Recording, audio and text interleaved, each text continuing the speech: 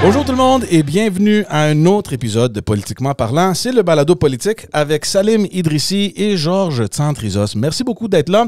Merci de nous suivre. Merci de vos beaux commentaires et les moins beaux. On les accepte tous. Oui, mais on a quand même eu de bons commentaires et puis de bons échanges. Non, je blague, mais comme on dit à toutes les semaines, allez-y, nous, on n'est pas inquiets. Laissez les commentaires que vous voulez. Allez nous suivre sur tous les réseaux sociaux. On est sur Facebook, on est sur Twitter, on est sur les plateformes audio. Vous aimez télécharger vos balados préférés, Spotify, Apple Podcast, et allez vous abonner sur notre chaîne YouTube. On est au dernier sprint, là. On veut vraiment aller chercher les 1000 abonnés. Puis ça monte, ça va très très bien. Comment ça va, Salim? Écoute, ça va bien. Il fait beau, un peu fatigué parce que voilà, juste avant la Saint-Jean, juste avant la fête nationale, on est tous un peu en train de courir comme des poules pas de tête. La fin de l'année scolaire, toutes les affaires, etc. J'ai hâte aux vacances, pour être bien honnête avec toi, j'ai hâte. À moins qu'il y ait une surprise à la dernière minute, c'est le dernier épisode avant l'été. On va prendre quelques semaines, nous reposer aussi, puis on va vous revenir vers le mois d'août, là, quelque part dans le mois d'août. On va vous annoncer ça. Donc, pour ce dernier épisode, Salim, quand même, on a un invité très spécial. Il vient quand même de loin. Et pas pour rien, il va nous expliquer pourquoi il est à Montréal. C'est quand même très spécial. Une journée très spéciale, en général, pour les médias, pas juste francophones, en général, les médias québécois. Tout à fait. Puis moi, je suis très heureux de recevoir cette personne aujourd'hui parce que j'ai une haute estime et opinion de lui. Énormément de Québécois le connaissent parce qu'il a fait de la télé, de la radio, il a écrit dans le passé aussi dans le Journal de Montréal. Et aujourd'hui, c'est un présentateur vedette chez Cogeco à Québec. Et aussi, c'est celui qui rythme la journée des attachés de presse. J'ai été attaché de presse, George. Je peux te dire que cette case horaire le matin, là, ça te faisait travailler. Puis celui qui a le talent de l'occuper, c'est Jonathan Trudeau. Bonjour. Mon Dieu, je me demandais de qui vous parliez. Juste se sont trompés d'invité. Hey, très, très, très content d'être là, George, Salim. Merci beaucoup. Puis comme on disait, c'est une journée très spéciale. Tu as vécu, d'après moi, un moment qui passera à l'histoire, je pense, dans les médias au Québec. Oui, dernière journée de Paul Arcand au 98.5 aujourd'hui. Au moment où on enregistre ça, on vient tout juste de terminer. Ça fait 1 heure. Il y a 1 heure, j'étais dans les studios avec toute l'équipe depuis ce qu'il faut se lever, toute l'équipe du 98.5, des collaborateurs actuels, anciens collaborateurs. Il y avait 120 personnes qui étaient là pour souligner la carrière de Paul, pour faire l'émission une dernière fois. Fait que c'était une journée très, très, très chargée en émotions. Mais hier aussi, c'était chargé en émotions parce que hier, c'était notre dernière régulière, si on veut. Comme d'habitude, l'émission usuelle, si on veut. Fait qu'hier matin, 7 h, je savais que c'était la dernière fois que j'ouvrais le micro avec Paul Arcand. J'ai eu l'occasion, là, on a fait un truc spécial pour clore aujourd'hui. Mais hier, j'ai trouvé ça... c'était difficile de rester fort, là. Ouais. Après 2 ans et demi, c'est peu sur le 34 ans de carrière de Paul Arcand, mais 2 ans et demi qui ont passé dans le temps de le dire. Je faisais un petit calcul rapide, c'est plus de 500 chroniques que j'ai faites avec Paul Arcand, à 7 h le matin dans une case horaire qui, tu le disais, Salim, qui est exceptionnelle. Il n'y a pas d'autres tribunes aussi percutantes au Québec, au Canada même, parce que l'émission de Paul, c'était l'émission la plus écoutée au Canada, français, anglais. Et ce segment-là, sauf erreur, dans cette demi-heure-là, je pense que c'est la demi-heure la plus écoutée. Fait que quand tu te ramasses avec ce privilège-là, mais cette responsabilité aussi, ça vient avec beaucoup de pression, de stress. Je peux pas croire que déjà, ça fait 2 ans et demi que je faisais ça, mais là, c'est terminé malheureusement. Mais c'est ça que j'allais te demander parce que, comme tu dis, c'est un spot qui est très écouté. Nous, à l'époque, quand on travaillait en politique, c'était Jean Lapierre et tout le monde, tous les attachés politiques, tout le monde qui était dans cet écosystème-là de la politique écoutait pour voir qu'est-ce que Jean Lapierre va dire. Est-ce qu'il y a un scoop? Est-ce qu'il a appris? Il disait souvent que ça met le rythme un peu de la journée. Là, donc là, on cogne à ta porte. Jonathan, tu veux-tu ce spot-là? Et j'allais juste te dire, c'est très stressant. C'est une pression énorme. Mais j'allais justement te demander, comment tu ressens? Tu sais, t'es la personne que tout le monde va écouter pour savoir qu'est-ce qui se passe en politique, ton analyse.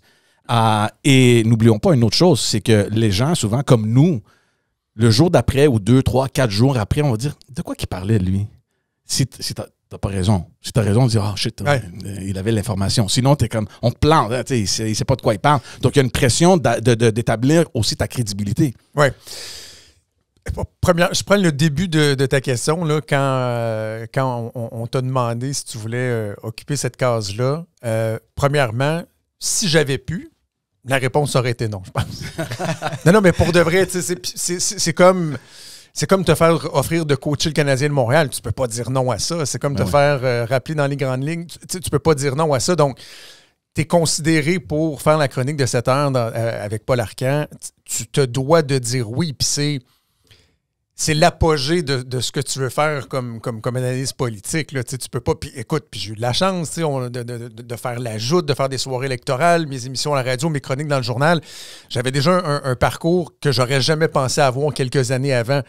Et là, cette opportunité-là arrive. Donc, évidemment, bon, je dis oui, mais vous dire là, le stress, la pression des semaines qui ont précédé ma première chronique.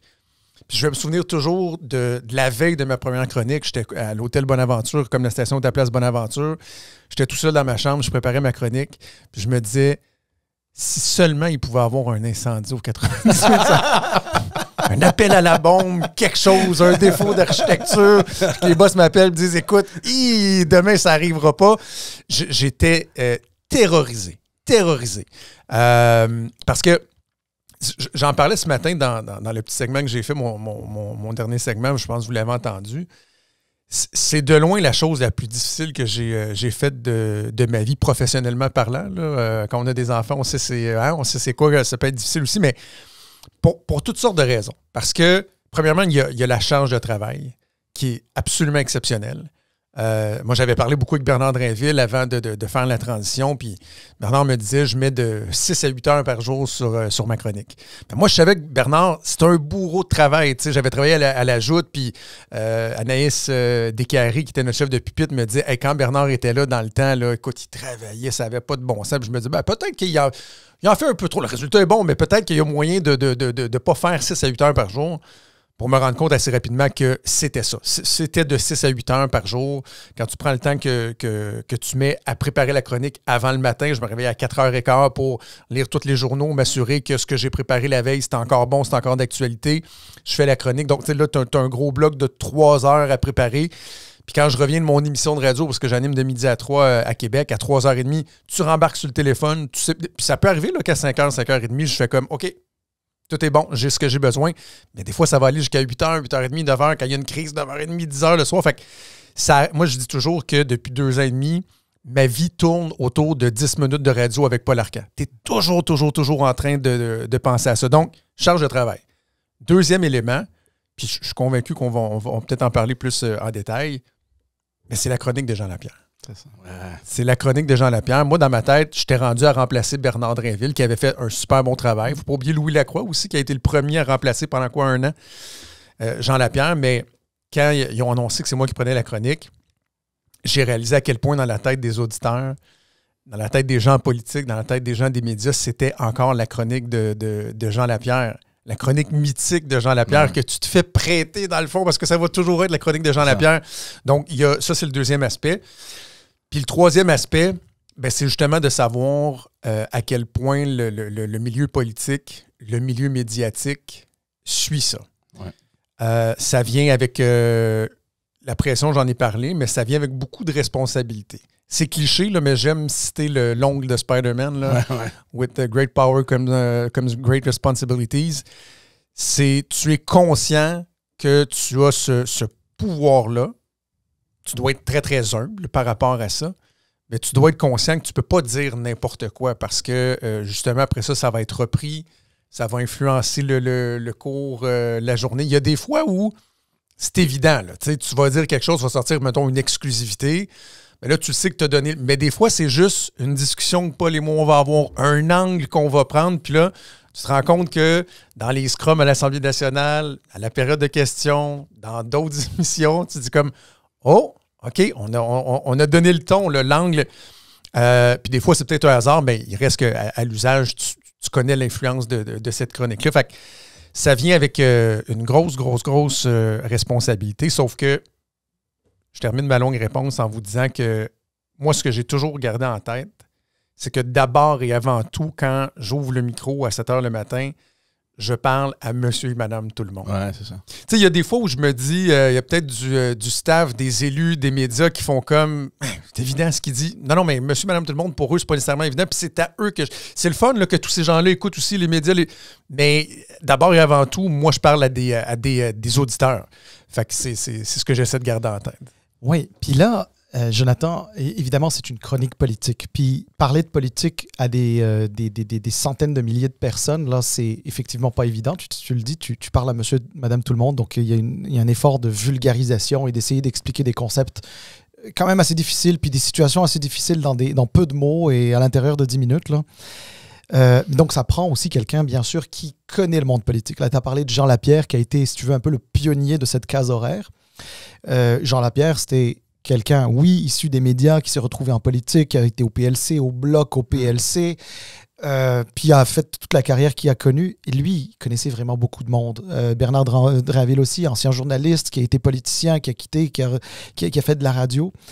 Toi, tu as un parcours un petit peu différent. En fait, à la fois similaire et différent, là, parce que tu n'as pas été un élu, mais tu as fait tes classes quand même en politique. Puis tu les as faites, entre autres, au contact de Jean Lapierre. Donc, tu as travaillé pour lui. Oui. J'ai travaillé pour... en fait, moi, la politique, ça s'est présenté sur le tard. J'avais ma sœur que bien des gens connaissent, Stéphanie Trudeau, qui est vice-présidente exécutive chez Énergir.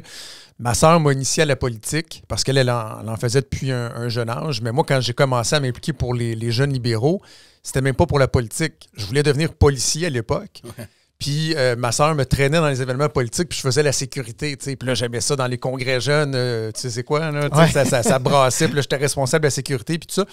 Et là, tranquillement, pas vite, bien, j'ai commencé à m'intéresser à la chose politique. Puis là, éventuellement, j'ai rencontré ma blonde, avec qui je suis encore aujourd'hui depuis 21 ans. Et elle est restée à Québec, moi, je restais à Laval à l'époque. Et une façon pour moi de voir plus souvent ma blonde, ben, c'était de devenir CDR, de représentant régional pour la CJ, puis qu'on puisse se voir dans les rencontres qu'on faisait un peu partout au Québec. Fait que c'est comme ça que j'ai commencé à m'impliquer. Puis là, bon, éventuellement, j'ai eu une occasion de déménager à Québec, transférer mon bac à l'Université Laval et d'avoir un emploi qui m'avait été offert pour la commission jeunesse du PLQ pour m'occuper des communications cet été-là. J'aurais pas pensé travailler en politique, sincèrement, mais l'aspect des communications, des relations publiques, c'est plus ça qui m'a amené en politique. Puis ça a déboulé tellement rapidement. J'ai fait un été. À l'époque, j'ai 21-22 ans. Puis ça a très, très bien été. On avait eu un super de bon congrès jeune, beaucoup de visibilité. Mon travail, visiblement, avait été apprécié. Mais là, mon contrat terminait.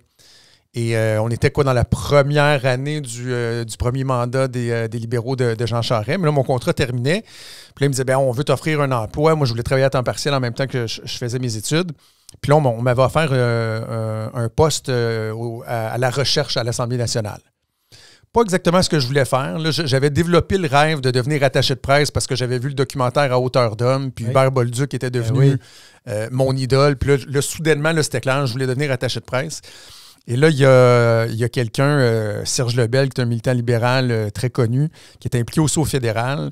Jean Lapierre venait de revenir en politique comme lieutenant du Québec de Paul Martin, élection minoritaire. Beaucoup d'élus fédéraux perdent leur emploi dans la région de Québec, donc du staff aussi. Et là, il y a le bureau régional des ministres qu'on appelle, donc le bureau du lieutenant du Québec à Québec. Et là, tout le monde veut cette job-là. Jean Lapierre étant Jean Lapierre, il a dit non. Moi, je n'irai pas dans la vieille talle de Jean Chrétien puis tout ça. Fait qu'il avait dit présentez-moi du nouveau monde. Et là, moi, j'ai eu une entrevue avec Jean Lapierre. Pour moi, Jean Lapierre, c'était le gars des médias. J'étais un peu trop jeune pour avoir connu son premier passage en politique. J'étais super impressionné, 22 ans. Je le rencontre, je me dis, écoute, j'aurais eu une rencontre avec Jean Lapierre. Zéro implication en politique fédérale. J'avais pas de carte de membre, rien. Puis une semaine après, son chef de cabinet m'appelle puis il me dit Jean veut travailler avec toi. J'en revenais pas. Fait que j'ai travaillé pour Jean Lapierre, mais très, ça n'a pas duré longtemps. C'était une époque difficile, le gouvernement qui était menacé de tomber, tout ça. Fait que j'ai travaillé 6-7 mois à peu près seulement pour Jean Lapierre. J'étais basé à Québec, j'allais à Ottawa de temps à autre. Mais après ça, Jean Lapierre était toujours... voulait rester proche de ses anciens employés. Ça lui tenait à cœur, puis tout ça. Et moi, ma relation de proximité, Jean Lapierre, qui était mon mentor, un ami, elle s'est développée après ça. Pas tant quand j'ai travaillé pour lui. Parce qu'il m'a toujours suivi, il m'appelait, il venait à Québec, on va-tu déjeuner, on va-tu dîner, on va-tu souper, on met-tu nos potins à jour, etc. Puis, il n'y a pas une décision que j'ai prise jusqu'à son départ où je ne l'ai pas consulté. Où il ne me disait pas, à un moment donné, je voulais quitter la politique, puis il me disait, non, moi je vais appeler pour toi. Comment qu'il disait ça? On se vend jamais aussi bien que quelqu'un d'autre va nous vendre, puis Jean Lapierre, c'était ça. Fait que ça a été une relation que j'ai beaucoup, beaucoup, beaucoup, beaucoup aimée. Puis là, ben, ce qui nous ramène à le fait d'occuper sa cause. Ça a été. D'ailleurs, Marianne Lapierre, sa fille, était là aujourd'hui pour parler de l'époque où son père était là. Fait que écoute, je me sens incroyablement privilégié d'avoir connu Jean Lapierre, d'avoir une si belle relation avec lui, d'avoir fait partie des jeunes qu'il a encadrés. Qui a été un mentor et tout ça. Donc, ouais, c'est comme ça que ça... Alors on va aller évidemment sur des sujets bien intéressants, mais je veux quand même que tu poursuives un petit peu sur ton parcours parce que il y a beaucoup de gens qui te connaissent, mais ils te connaissent comme le gars de la radio qui vient nous parler de la politique, etc. D'autres personnes de manière plus personnelle parce que tu les as croisés dans tes diverses occupations personnelles et professionnelles. Mais tu sais, pour monsieur, madame, tout le monde là, qui t'écoute à la radio, ne connaissent pas nécessairement l'entièreté de ton parcours. Tu as peut-être eu l'occasion d'en parler dans tes émissions, là, mais tu sais, je veux dire, veux-tu juste un peu nous dire après ça, donc après Jean Lapierre, ton arrivée au PLQ, etc. Ben, quand j'étais avec Jean Lapierre, ce qui m'a amené à quitter, je disais il y a un instant, je rêvais d'être attaché de presse. Puis là, assez rapidement, il y avait des gens, des organisateurs au PLQ qui me disaient on va te ramener avec nous autres. Puis là, à un moment donné, on m'offre d'être attaché de presse d'une ministre au gouvernement qui connaissait certaines difficultés. Puis là, j'ai dit non, ça ne m'intéresse pas. Et là, à un moment donné, au fédéral, il m'offre d'être attaché de presse de Stéphane Dion, qui était ministre de l'Environnement à l'époque. Là, non, je le sens pas. Je vais rester avec Jean Lapierre. Puis là, à un moment donné, Benoît Savard, qui était l'organisateur en chef, m'appelle puis il me dit Joe, il dit tu reviens avec nous autres. Là. Je dis ben là, attends, là, la première offre, je t'ai pas convaincu. Il me dit non, il dit t'auras pas le choix. Je dis pourquoi? Il me dit Nathalie Normando. Et Nathalie, à l'époque, venait d'être, après son passage au tourisme, venait d'être nommée ministre des Affaires municipales, étoile montante du gouvernement, un charisme incroyable. Moi, je sors avec une Gaspésienne, Nathalie, ministre responsable de la Gaspésie, puis tout ça. J'ai rencontré Nathalie, ça a cliqué tout de suite. J'ai dit, oui, parfait, je me lance. Fait qu'à 23 ans, je suis devenu attaché de presse de Nathalie Normando, ministre des Affaires municipales et des régions, à une époque en pleine crise des diffusions municipales, avec... pas longtemps après ça, il y a eu Viaduc de la Concorde, le Plan québécois des infrastructures. Le ministère des Affaires municipales était le 3e ministère le plus névralgique là, dans ces années-là. Et là, je me ramasse avec l'attaché de presse de Nathalie Normando, qui est 38 ans. Moi, j'ai 23 ans. J'aurais tellement pu me casser la gueule. Là, mais, mais j'ai appris vraiment sur le tas. Là, on était un jeune cabinet en plus. Il y avait beaucoup de jeunes dans notre cabinet. Puis, ça a cliqué avec Nathalie. J'ai passé 3 ans et demi avec elle. Quand elle a été nommée aussi vice-première ministre après l'élection de 2007, je suis devenu directeur de cabinet adjoint. Fait que là, c'était quand même hot. J'avais 25, 26 ans, puis j'étais directeur de cabinet adjoint de la vice-première ministre. J'étais assez content. Puis à un moment donné, l'opportunité est venue d'aller travailler pour le premier ministre, pour Jean Charest. Fait que j'ai été conseiller aux communications. Je suis arrivé en 2008, quelques mois avant le déclenchement de l'élection qui nous a ramené majoritaire au gouvernement. Et on était une toute petite équipe de communication. Rien à voir avec ce qu'on voit en ce moment, mettons, avec la CAQ, qu'on a l'impression qu'ils sont 25 à travailler au com. On était une toute petite équipe. Hugo Damour était l'attaché de presse, moi qui étais conseiller au com. Marie-Ève Dutremble qui nous aidait. Bon, une personne responsable de l'agenda, mais c'était tout. Et j'ai vécu, un peu plus de 2 ans, là, je pense, 2 ans. Puis ça a été exceptionnel. La réélection, le début du mandat. Puis là, à un moment donné, j'ai décidé, on voulait fonder une famille, ma conjointe faisait sa résidence en médecine et tout ça. Puis je me suis dit, OK, ça fait déjà plusieurs années que je suis en politique. Puis, vous le savez comme moi, on a côtoyé beaucoup de gens qui ont l'impression qu'on fait que de la politique dans leur vie, ce qui est tout à fait noble. Mais c'est le fun quand tu es au gouvernement. Mais quand tu es dans l'opposition, la traversée du désert est un petit peu plus difficile. Puis je me suis dit, c'est pas quand notre gouvernement va être battu ou vraiment en fin de régime que ça va être le bon moment. J'avais une bonne cote là, dans le milieu des médias, relations publiques et tout ça. Fait que j'ai décidé que je quittais à 28 ans. Puis là, je suis devenu directeur des communications de l'Aéroport de Québec pendant 5 ans. Ça a été très précieux dans le travail même que je fais aujourd'hui parce que de me donner une connaissance du fonctionnement du privé, je faisais partie du conseil d'administration, des comités de direction, j'ai siégé sur des CA d'OBNL et tout ça. Fait que ça a été un gros 5 ans, j'ai bien aimé ça. J'avais une belle trajectoire, là, vraiment en relations publiques et tout ça. Puis à un moment donné, est arrivé un accident, une parenthèse. Ma conjointe, on a eu notre deuxième enfant. Puis j'ai pris une partie du congé parental parce que, elle devait finir ses examens pour le Collège Royal pour officiellement être reçu médecin.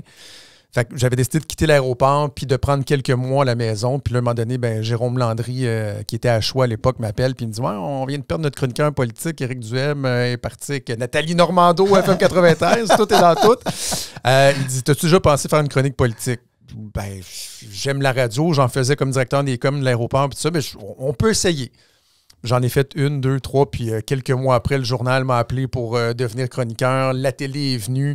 Quelques mois après, j'avais mon émission de radio avec Richard Martineau que j'ai animé pendant 2 ans. Puis après ça, tout a déboulé. Puis ça fait déjà 9 ans de ça que la parenthèse dure, dans le fond. Si je peux me permettre, et ça va te donner aussi l'opportunité de prendre une gorgée d'eau.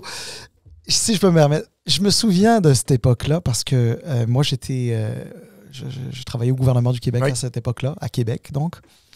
Et je me souviens d'avoir vu Jonathan en costume cravate, très corporate. Il a même eu la gentillesse d'aller luncher un moment avec moi. Là, puis on avait jasé un petit peu de politique, puis de communication, puis du rôle d'attaché de presse que tu avais déjà occupé. Alors que moi, c'était un nouveau rôle pour moi. J'avais occupé d'autres fonctions avant en politique, mais pas celui d'attaché de presse, directeur des coms. Et là, quelques semaines plus tard, quelques semaines ou quelques mois plus tard, il passait du gars très corporate, puis là, je le vois jean, t-shirt, casquette, où ça, à Choix, parce que mon ministre s'en allait à Choix pour, justement, je sais pas si c'était avec Jérôme d'ailleurs, effectivement. Et là, je me suis dit, oh wow, OK, donc là, c'est vraiment un changement de carrière, mais je comprends qu'au début, c'était pas nécessairement un choix de carrière, mais ça a donné que c'était ça. Mais je me souviens encore très bien de ça. Mais tu avais l'air de triper, par exemple. Ah oui, non, mais écoute, quand j'ai commencé à faire des chroniques à la radio, là, les premières semaines, je n'étais même pas payé. C'était pour l'essayer. À un moment donné, tu signes un petit contrat, tu es payé, pas grand-chose. Puis je me disais... Dire qu'il y a des gens qui font ça à tous les jours, là, que c'est leur vie, puis je rêvais, puis j'aime la télé, j'ai aimé écrire aussi, mais la radio a quelque chose d'exceptionnel. C'est un médium qui m'a toujours fasciné, puis de penser presque 10 ans après que c'est devenu ma vie, c'est devenu ma carrière. Vous faites un podcast, c'est une autre forme de radio que j'adore en passant, là. Mais moi, chaque fois que je pèse sur le petit piton pour ouvrir mon micro, là, que ce soit le matin ou dans mon émission, il se passe de quoi, là? Je me tanne pas de ça. Puis oui, des fois, on est fatigué, puis c'est comme n'importe quoi. Ça devient un travail avec des irritants, avec des... Mais mon Dieu que j'aime ça. Il se passe de quoi? Quand je pèse sur le piton, là, il se passe de quoi? Mais c'est aussi le fait que c'est live, c'est en direct. Nous, là, on peut dire ce qu'on veut. À la fin, on va revoir s'il y a quelque chose qu'on n'aime pas. On n'a jamais coupé. On n'a jamais coupé. Jamais. En plus d'un an, on n'a jamais coupé une seule. On n'a rien coupé, sauf pour des petits problèmes techniques. Là, on va faire des ajustements. Mais au pire, s'il y a quelque chose qui arrive, puis les histoires de vin avec des premiers ministres, on peut toujours aller corriger. Là, tu es à la radio, comme tu dis, tu appuies sur le bouton, tu as des dizaines de milliers de personnes qui sont là. Ils attendent la voix là, de sortir, puis c'est comme un stress. C'est un poids énorme, ça. Oui, mais en même temps, je pense que c'est ce qui fait qu'on réussit à performer. Ouais. Moi, la pire chose que tu peux me demander, là, c'est de plus taper une entrevue. Comme là, faire un podcast, c'est pas pareil. On crée une ambiance, puis on s'en fout qu'on soit pas en direct. Mais, mettons, comme animateur de radio, quand on a un invité qui a un enjeu d'agenda puis qui nous demande de préenregistrer, que je suis pas bon. J'ai l'impression que je suis pas bon. Là, parce que justement, tu n'as pas cette espèce d'adrénaline-là. Là, puis l'exemple que j'aime donner sur c'est quoi le défi, par exemple, de faire une chronique quotidienne, puis je ne suis pas le seul à le faire. Sébastien Bovet le fait, il y en a d'autres qui le font. Quand tu regardes un humoriste, mettons, qui fait un numéro de stand-up de 10 minutes, tu le trouves bon, écoute, ça vient avec une pression, tu as des gens devant toi, puis tout ça. Mais son numéro, il l'a écrit, il l'a scripté, il l'a pratiqué plein de fois, puis il va le répéter des centaines de fois. Puis il va devenir parfait. Mais moi, par exemple, ce que je faisais le matin, à tous les jours, j'avais un stand-up de 10 minutes à faire devant 100 quelques mille personnes qui t'écoutent par minute, là. Puis il faut que tu performes à chaque fois. C'est ça. Fait que, mettons, avec Paul Arcand, j'avais beau être intimidé au début. À un moment donné, tu deviens habitué, ça devient ton travail, ton quotidien. Mais tu peux pas ne pas avoir un petit stress avant que le micro s'ouvre, quand tu entends l'identification sonore, puis là, quand Paul il commence toujours en disant « Bon, aujourd'hui, il se passe de quoi? » tu sais. Fait que oui, c'est stressant, mais en même temps, c'est ultra motivant. Puis après chaque chronique, je pourrais aussi après chaque émission de radio, ça vient avec... tu sais, les athlètes, là, il se passe de quoi quand tu performes, là, tu sais, si tu pas la dopamine, mais en tout cas, il y a quelque chose comme une drogue, là. Ben c'est ça, là, moi, tous les matins à 7h15, quand ça se termine, ça fait comme genre... Là, OK, on repart pour demain. Il faut recommencer. Mais tu vois, moi, ce que je trouve fascinant, je l'ai dit en intro, là, c'est qu'à la case horaire que tu occupes avec Paul Arcand, puis que tu vas continuer d'occuper, mais avec... voyons, Patrick Lagacé. Patrick Lagacé, excuse-moi, le nom m'a échappé sur... C'est un petit nouveau qui débute, là. Non, je sais très bien qui il est, c'est juste que là, le nom m'est pas venu directement à l'esprit.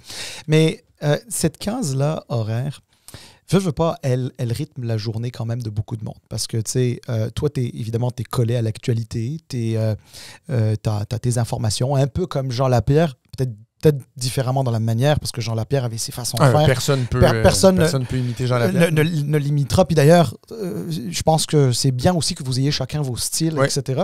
Mais tu sais, tu es en contact avec du monde, puis tu arrives à avoir de l'information, puis tu sors des informations. Parfois, c'est des scoops, etc.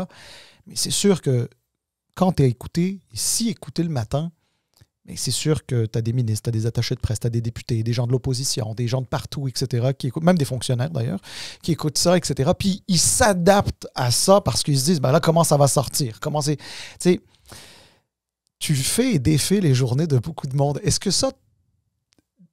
Est-ce que tu le réalises en le faisant? Puis je te le dis pas dans le sens... tu es responsable de ça. Tu fais ta job, puis tu la fais très bien. Et puis le monde, en tout cas, d'une manière générale, les gens sont assez unanimes sur la question, mais est-ce que toi, quand tu dis quelque chose, tu sais qu'il y a du monde qui vont passer une très bonne journée ou une très mauvaise journée? Oui, oui. Puis quand tu vas faire passer une très mauvaise journée à quelqu'un, je serais très mal à l'aise de me réjouir de ça. Non, c'est sûr. T'sais, évidemment, tu veux faire... tu veux pas créer de l'indifférence. Fait que, tu veux que ce soit entendu, tu veux que ça fasse jaser, tout ça. Mais le bout que je trouve qui est le plus difficile, c'est d'être très critique avec des élus sur leur travail. Quand c'est de l'information par rapport à un dossier, puis que tu as un élu qui va se ramasser à défendre ce dossier-là parce que c'est son dossier, c'est tel que tel.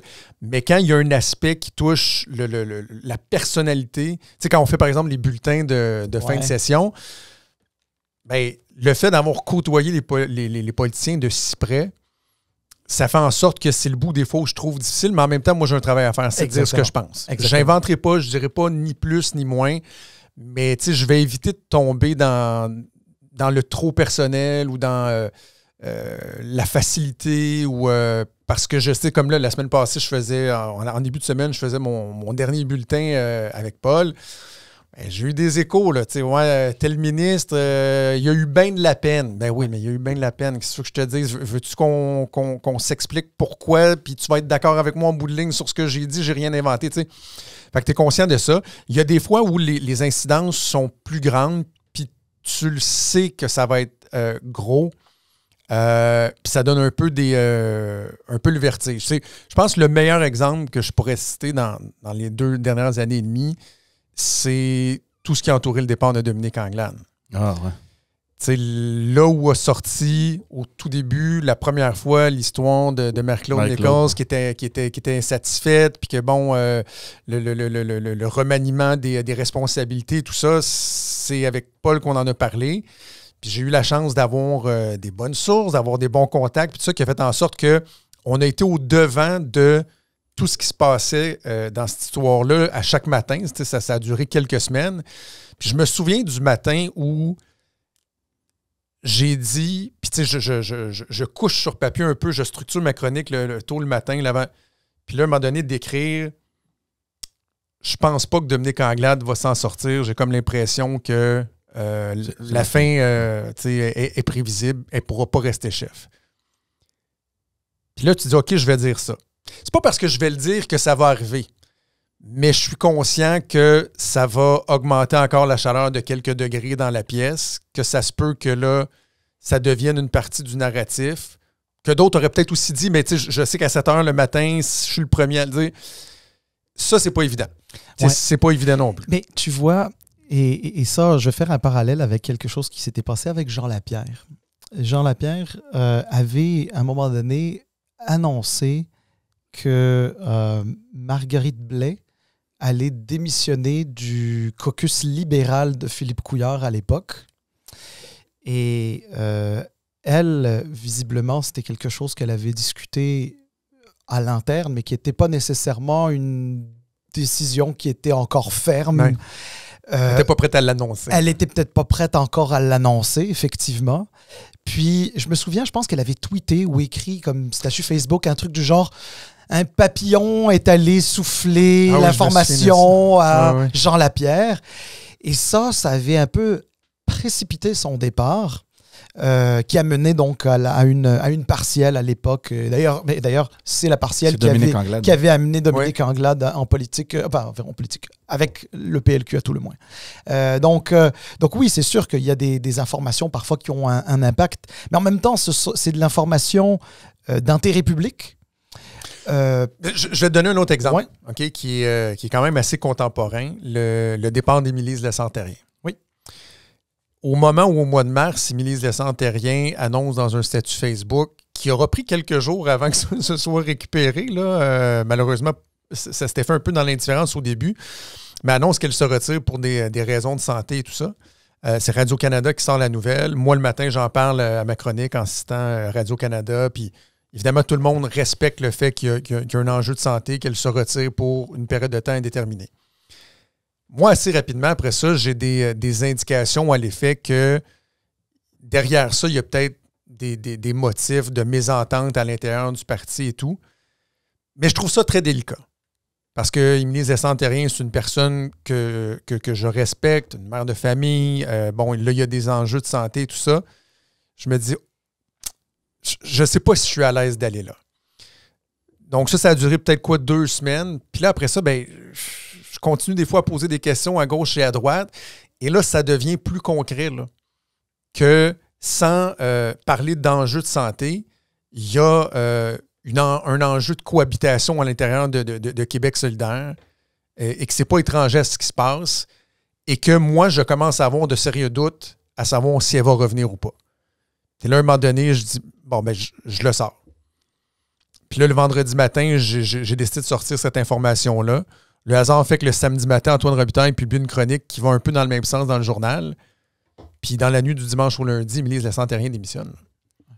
Puis là, tu te dis, oh, si j'en parle pas le vendredi, est-ce que ça a précipité les choses? Est-ce que...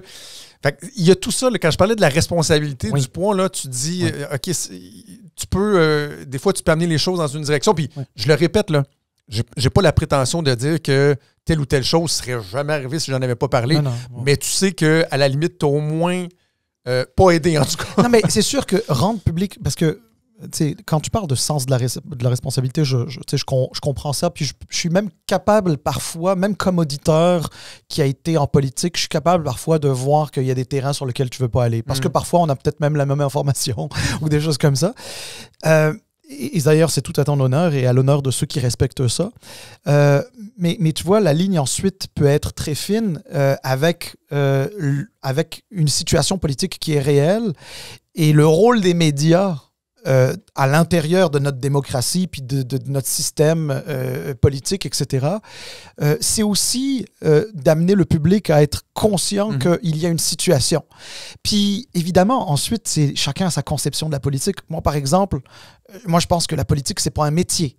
Donc, ça veut dire que, quelque part, on emprunte le temps à des gens dans ce rôle-là, puis quand notre temps est fini, on s'en va. Mais il y a d'autres personnes pour qui la politique, c'est le pain et le beurre. Tu sais, je veux dire, c'est à la limite, le jour où je commence à en faire, je quitterai pas avant d'avoir 70 ans, puis tu sais, je vais faire toute ma carrière là-dedans.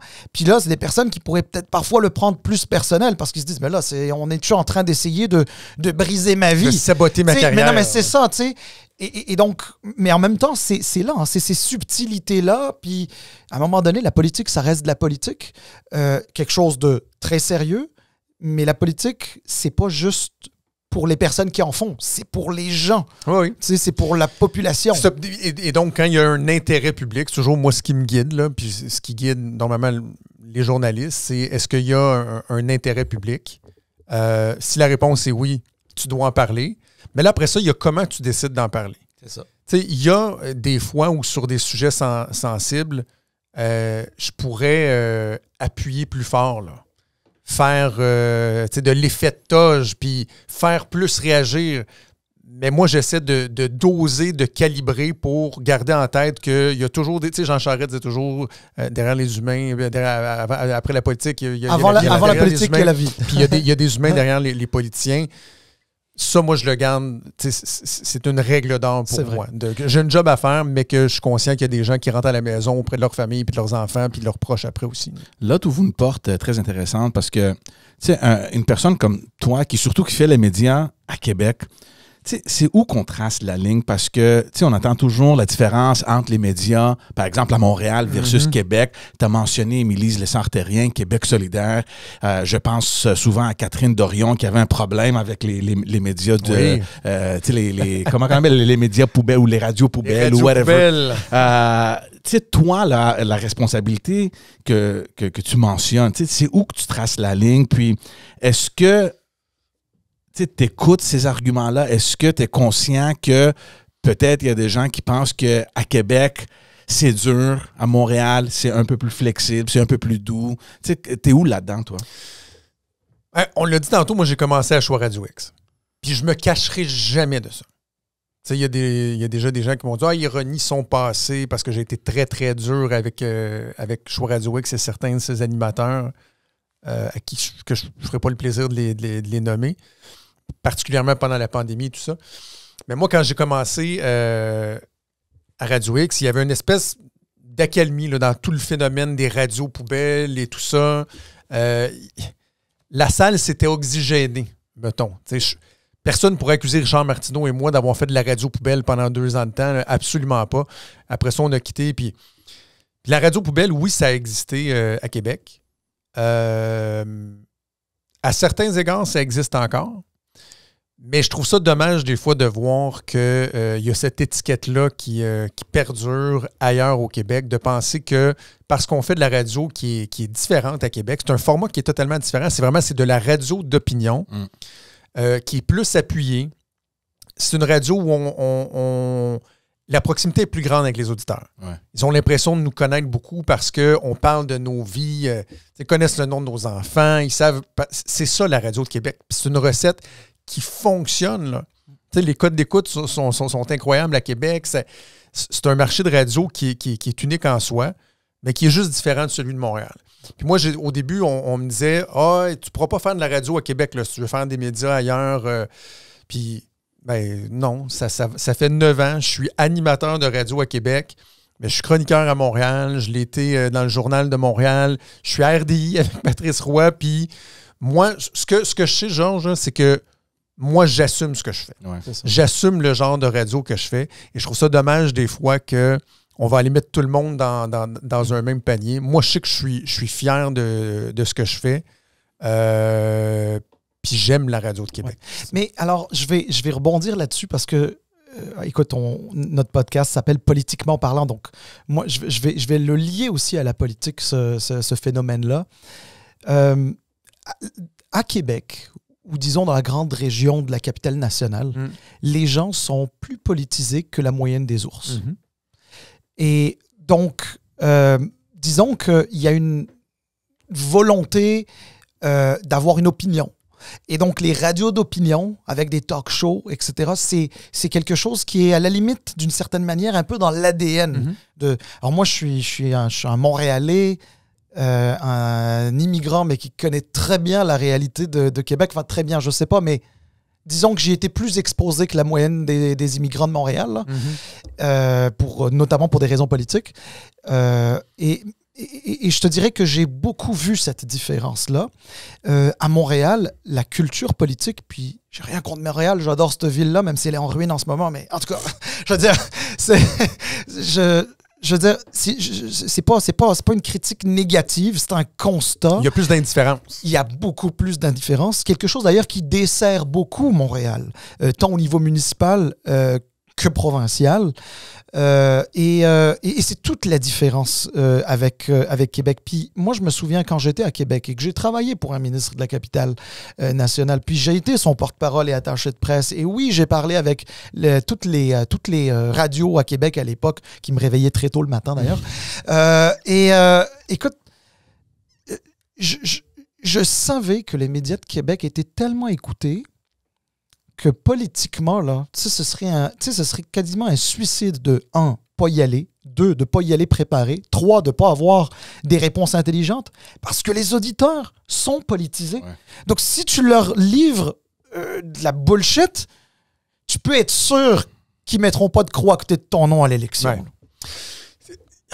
Il y a un catch-22 là-dedans, là. En ce sens que s'il y a une indifférence à Montréal, à Québec, oui, il y a une connaissance, mais il y a une très grande méfiance. Et on ne peut pas dire que la radio de Québec, le style de radio qu'on fait, contribue pas à certains égards à ça. Puis ce que je veux dire, c'est que là, ce que je veux dire, ça s'applique, je pense, aussi au débat en général, là, les médias sociaux et tout ça, mais je vais parler de la radio de Québec. C'est que quand tu fais de la radio d'opinion, qui doit être punché, là. Il reste que c'est un show que tu donnes. Là. Dans une radio commerciale, si t'es pas intéressant, les gens vont pas t'écouter. Si t'es pas écouté, tu vendras pas de pub puis t'en auras pas de job. Donc, tu dois accrocher tout ça. Le réflexe, je vise pas personne en particulier, c'est un phénomène. Le réflexe, c'est de se camper sur une position ou sur une autre, tout azimut. C'est soit blanc, c'est soit noir. Et ça, c'est payant parce que quand tu exploites puis là, je dis extrême, mais pas dans le sens négatif du terme, mais à chaque extrémité d'un spectre. Polarisation. Exactement. C'est facile d'être compris. Sur tel aspect, là, ben, c'est toute la merde. Ou c'est tout. Puis moi, la première, tu sais, la réflexion, puis je suis pas quelqu'un là, qui va très être qu'est-ce que je veux faire? C'est quoi mes objectifs? Mais quand j'ai commencé à faire de la radio, je me suis dit, OK, qu'est-ce que je veux faire? Comment je veux me démarquer? Moi, je vais exploiter les zones grises. Okay. Ça, c'est pas évident à faire parce que ça veut dire que tu y vas avec de la nuance. Oui. Fait que moi, des fois, là, les auditeurs sont fâchés après moi. Ben là, t'es-tu en train de défendre telle affaire? Non, je suis pas en train de vous défendre. Je suis en train d'expliquer qu'il y a un contexte puis il faut prendre aussi en considération telle affaire, telle affaire, telle affaire. Et ça fait en sorte que des fois, à la Radio de Québec, dans nos auditeurs, il y a des gens qui sont fâchés après moi, qui m'aiment pas. Puis... Mais moi, c'est ce que j'ai décidé de faire. Parce que des fois, ça serait beaucoup plus simple pour moi d'aller dans le sens de juste aller tout un, juste aller tout l'autre. Mais j'aime ça. Puis j'ai fait le pari que tu pouvais aussi être efficace et être apprécié en exploitant les nuances, en exploitant les zones grises. Puis à date, ça fonctionne bien. Mais de faire ça à Québec, où autant que j'aime la radio de Québec, on aime ça être fâché aussi, là. C'est vrai. T'sais, on aime ça être fâché. George, ça, ce qu'il est en train de nous dire, c'est qu'à Québec, t'es pour le troisième lien ou contre le troisième lien? T'es pour le tramway ou contre le tramway? Non, mais t'es pas entre les deux. Mais ce que tu dis, je reprends ce que tu dis, mais je le modifie juste un peu. Ouais. Trop souvent, mettons, sur ce débat-là à Québec, c'est est-ce que tu es pour le tramway ou pour le troisième lien? Non, On peut être pour les deux. je peux être pour le tramway, mais être pour le... Alors, non, mais non, il faut opposer les deux. Toi, tu es dans quel camp? Ouais, non, ouais. moi, je suis dans le camp de ceux qui veulent que on ait de bonnes solutions pour le transport en commun, puis pour... Mais c'est ça. Des fois, les extrêmes sont plus payants. Mais là, on ouvre la porte, on va discuter de politique. Et d'ailleurs, je voulais parler un peu du troisième lien. Tu es un gars de Québec, tu connais la réalité beaucoup mieux que nous autres. Est-ce que... Look, on a tous fait de la politique, on comprend qu'il y a des revirements, là, c'est des flip-flops, comme on dit. Là. Ça, par exemple, je ne m'attendais pas à ça. je vous l'assure, là. Monsieur Legault, Mme Guilbeault étaient tellement convaincants que c'est fini, les études qu'on a nous démontrent qu'on n'a pas besoin, blablabla. Puis tout à coup, il y a un rapport, puis là, c'est comme un 180 degrés. Qu'est-ce qui se passe? Non, mais finalement, c'est un 360 degrés. T'as raison, on est revenu au... Il y a eu un 180 en avril 2023, puis un autre 180. Fait qu'on est à 360 degrés. On revient avec le troisième lien. Mais ta question, c'est quoi avant que je parte sur le troisième? Parce que je peux t'en parler longtemps. En général, toute cette histoire, tout ce scénario-là, je peux même pas l'expliquer. Je comprends pas qu'est-ce qui est arrivé. C'est-à-dire que je comprends ce qui est arrivé. Mais, tu sais, de voir à quel point les élus peuvent juste faire un pivot puis dire « Ah non, finalement, on va le faire ». Je sais pas, moi, j'aurais honte. Je sais pas, tu sais, de me mettre dans les souliers de Geneviève Guilbeault, là. Puis on comprend le stress d'être le ministre des Transports en plus là, au Québec. Il n'y a rien qui marche. Surtout Montréal, là, on parle de Québec. Les gens de Québec, parce que dans le fond, c'est un projet qui affecte les citoyens, les résidents de Québec. Pas juste de Québec, hein, grande région de Québec. Grande région, exact. Les gens qui viennent de la Beauce, de Chaudière-Appalaches. Ouais, Québec, Chaudière-Appalaches. Ouais. Comment tu vois ça, toi? Moi, je pense que l'histoire va retenir que ça aura été le dossier le plus chaotique, catastrophique de la CAQ parce que, évidemment, on ne peut pas écrire l'histoire de ce qui va se passer à l'élection d'octobre 2026, mais là, en tout cas, il y a une tendance qui, pour l'instant, est lourde. Et autant la CAQ s'est bâtie à partir de Québec, son éclosion au moment où, justement, Geneviève Guilbeault avait gagné la partielle, autant... On a l'impression que ça s'est défait à partir de Québec. Parce que je sais que le troisième lien a été incompris, disons, pour le reste du Québec.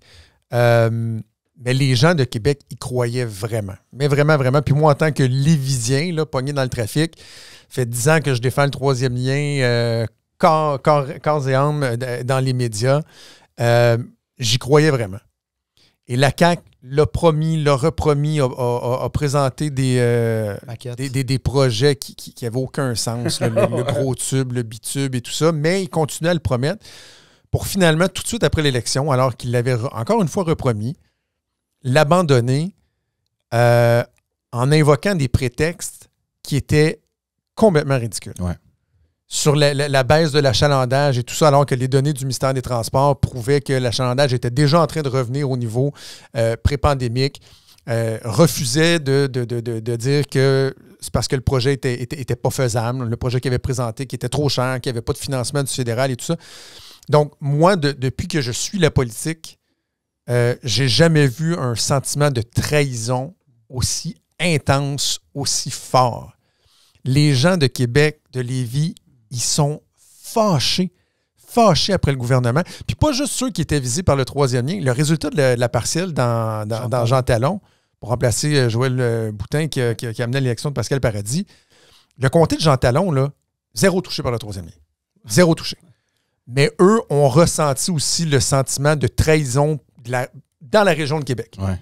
Même s'ils n'étaient pas touchés, puis c'est le message très, très fort qu'ils ont envoyé au gouvernement. Et là, depuis ce temps-là, ils paient le prix pour ça. Et là, il arrive avec le rapport de CDPQ Infra qui est même pas favorable à un troisième lien. Je respecte beaucoup le travail que CDPQ Infra a fait. C'est-à-dire qu'il laisse une petite porte. Ouais, mais ça, c'était... je pense que c'est une petite fleur politique. Moi, j'ai eu Charles Lemont en entrevue, là, puis je l'ai questionné là-dessus. Ouais. Puis... Si tu fouilles un peu, il dit que le troisième lien, c'est pas une bonne idée. Ouais. Moi, je pense que ça, ils ont mis ça pour aider le gouvernement à sauver la face en leur disant, ben là, on transfère ça dans votre cours, on dit que c'est pas dans notre mandat. Mais là, les gens de Québec disent, ben non, vous revenez pas encore une fois avec ça. Là, même ceux qui sont pour le troisième lien disent, Mais non, mais on vous croit pas. Ouais. On vous croit juste pas. Ouais. Mais cela dit, et honnêtement, je me souviens plus qui j'ai entendu dire ça à la télé ou à la radio. Tu sais, les études, c'est très important quand on veut des projets de cette envergure qui coûtent aussi cher.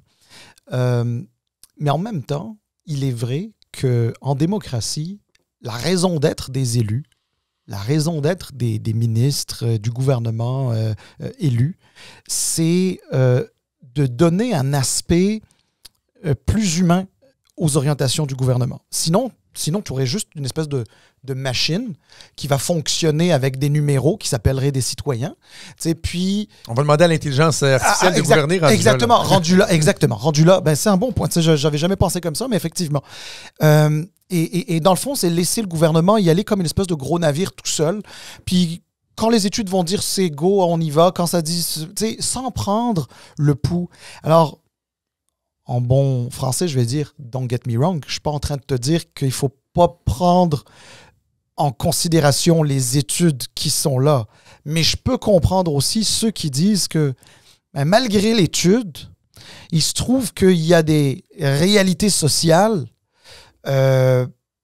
qui font en sorte qu'un projet pourrait aller de l'avant, même si l'étude démontre que c'est pas nécessairement nécessaire tout de suite. Là. C'est ça. Parce que... Puis vous dire à quel point je suis épuisé de défendre le troisième lien. Quand la CAQ l'a abandonné l'année dernière, je disais sur certaines tribunes, moi, je le défends plus. Si eux n'ont pas été capables de le défendre, puis je leur disais pendant les premières années du mandat, des fois, je parlais avec des gens avec la CAQ, puis je disais, hey, sérieusement, j'ai l'impression que quand je suis à l'époque, c'était à la Joute avec Caroline Saint-Hilaire, on a eu des débats épiques sur le troisième lien. Je me souviens de ça. Je disais, c'est vous qui le promettez, c'est vous qui le réalisez, mais j'ai l'impression que je le défends mieux que vous autres. Tu sais, quand François Bonnardel se fait questionner, quand le premier se fait questionner, on a l'impression que vous ne savez pas où vous en allez. Fait que moi, je suis tanné, là, je vais arrêter de le défendre. Mais le fait est que ce que tu dis est ultra, ultra pertinent. C'est que tu peux avoir des études et tout ça qui sont souvent aussi un peu guidées par un courant idéologique. Moi, qu'on me dise... Puis là, je sais que ça fait très gars de Québec de droite qui voulait son troisième lien, là, mais qu'on me dise « Ah oui, mais il n'y a aucun urbaniste qui est favorable au troisième lien. » Je comprends, mais l'urbanisme, en ce moment, le courant, la vague, c'est la densité urbaine, c'est d'éviter l'étalement urbain, puis tout ça. Mais il reste qu'il y a 15 ans, on parlait de l'occupation du territoire, que c'était épouvantable qu'on soit pas capable d'occuper l'ensemble de notre territoire, mais là, on est rendu à une époque où, pour toutes sortes de considérations, il faut se concentrer à quelque part. Fait que, OK, il n'y a peut-être pas d'études qui disent on doit faire le troisième lien, mais je sais que, comme politicien, tu dois aussi écouter la population, entendre ce que la population t'a dit. Et c'est pas vrai que tu as plus de 50% des gens de la grande région de Québec, c'est même 60 quelques % si tu questionnes juste à Lévis, qui sont des idiots, qui ont une fausse perception que le trafic est problématique entre Lévis et Québec. Ouais. Et quand moi, je me fais dire « Ah oui, mais viens à Montréal, c'est pas pareil. » Non, mais je vis peut-être à Lévis, mais je suis un Lavallois, j'ai étudié à Montréal, j'ai grandi ici, puis je dis toujours la même chose. Vous n'êtes pas un idéal à atteindre. Ouais. On ne vise pas à avoir le trafic de Montréal, mais on n'est peut-être pas obligé de se rendre là. C'est ça. Non, mais et puis il y a aussi un autre argument, c'est-à-dire au-delà, bien sûr, de la volonté des citoyens, parce que, puis là, encore une fois, don't get me wrong, je ne suis pas en train de souffler le froid après avoir soufflé le chaud, mais c'est évident aussi que, oui, on peut suivre la volonté sociale, les gens, puis d'une certaine manière, c'est la démocratie aussi, là, d'écouter les gens. Mais je pense qu'il y a des arguments qui sont encore plus forts que les gens le veulent. Pour moi, l'argument le plus fort, c'est de dire, si un jour, le pont Pierre-Laporte, on doit le fermer pendant 4 ans, là, c'est fini. On utilise quoi? En fait, le nouvel argument, le problème, là, c'est que le nouvel argument de la sécurité économique et commerciale, si ça avait été l'argument qui les avait guidés depuis le début, je pense qu'il aurait été plus crédible, il aurait pu foncer, puis il y aurait peut-être eu plus de travail qui aurait été fait. Et ça, ils le savent, là. Quand je parle aux gens du gouvernement, ils me disent, dans le fond, l'argument qu'on a utilisé pendant les premières années était trop basé sur la demande populaire puis l'achalandage, tout ça, alors que dans le fond, on aurait dû toujours dire que c'était... Parce que ça fait du sens ce qu'ils disent, là. c'est vrai qu'on est totalement dépendant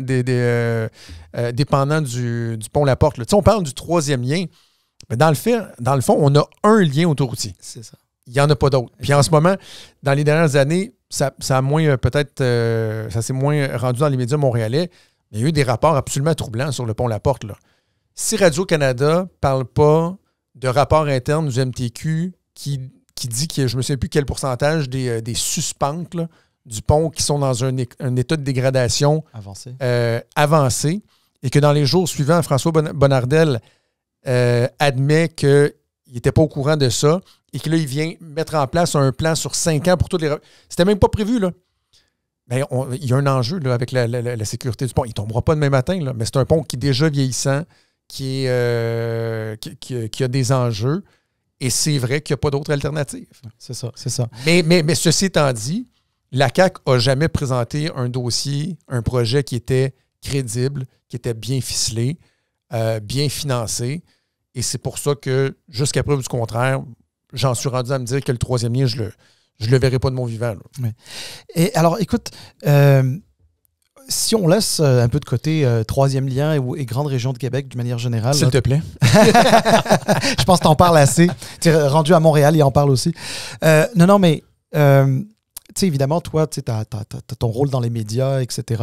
Tu as déjà fait de la politique, là, tu n'en fais plus, tu n'as plus de couleur, tu n'as plus rien du tout, mais tu observes, et d'ailleurs, c'est tes analyses que tu offres aux gens là, quotidiennement, le matin avec Paul Arcand, puis futur avec Lagacé, là, mais je veux dire, et puis à ton propre show là, au 93 FM avec Jérôme Landry. Là, on observe des choses intéressantes dans les sondages. Puis là, évidemment, c'est l'analyste là, que je questionne. Là, moi, de mon point de vue, puis dis-moi si c'est le genre de point de vue que tu peux partager, tu iras aussi loin que tu voudras.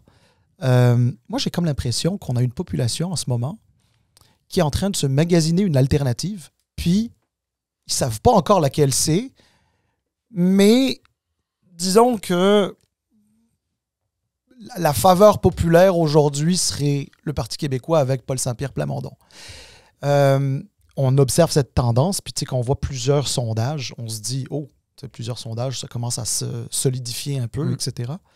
Mais il y a aussi beaucoup de gens, et j'en fais partie pour être honnête, peut-être que je suis biaisé, mais c'est comme ça, qui se dit que ce sont des intentions de vote qui sont stationnées parce qu'il y a une volonté de magasiner une alternative, mais une alternative qu'on ne voit pas encore. Est-ce que c'est le genre de sentiment que tu peux avoir en analysant un peu, toi, les sondages, etc. Là? Ben, moi, je pense que le Parti québécois est loin du pouvoir. Là. En ce moment, c'est le parti qui est évidemment le mieux positionné, mais la popularité du Parti québécois, c'est aussi l'échec des autres partis d'opposition. C'est ça. Parce que, oui, Paul Saint-Pierre Plamondon est un politicien qui est habile. Il a bien vendu l'idée de faire de la politique autrement, ce qui est vrai à certains égards, mais pas tout le temps. Là. Il est capable de faire de la politique assez partisane et traditionnelle, mais au niveau du branding politique, ça a bien été vendu. Mais il y a aussi l'absence d'alternative, un Québec solidaire qui a de la misère à être crédible. Bon, le Parti libéral du Québec qui se cherche totalement, qui n'a pas de chef. Les conservateurs non plus sont pas crédibles. Puis la CAQ a perdu la confiance d'une majorité de la population. Donc là, c'est le Parti québécois. Jean-Marc Léger, le sondeur, dit toujours que les Québécois aiment ça tomber en amour. Les romantiques. Ouais.